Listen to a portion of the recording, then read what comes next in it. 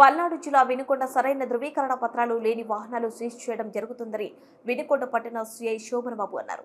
జిల్లా ఎస్పీ ఆదేశాల మేరకు వినుకొండ పట్టణంలోనే స్పెషల్ డ్రైవ్ నిర్వహించారు. వినుకొండ పట్టణంలో నిర్వహించిన ప్రత్యేక డ్రైవ్ నిర్వహించి 70 వాహనాలు సీజ్ చేశారు.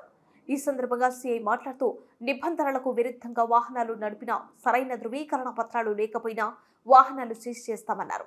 ఇటీవల కాలంలో ఇటువంటి వాహనాల ద్వారా నేరాలకు పాల్పడుతున్నారనే సమాచారం మేరకు ఈ డ్రైవ్ నిర్వహించినట్లు వివరించారు.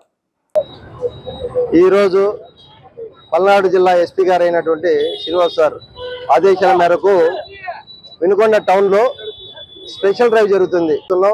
అదేవిధంగా ఈ వెహికల్ చెకింగ్లో నెంబర్ ప్లేట్ లేని వెహికల్స్ అంటే నెంబర్లెస్ వెహికల్స్, డాక్యుమెంట్స్ చూపించని వెహికల్స్, తర్వాత మైనర్ డ్రైవింగ్, ఇటువంటి కేసులన్నీ కూడా మేము బండ్లు చెక్ చేస్తున్నాం.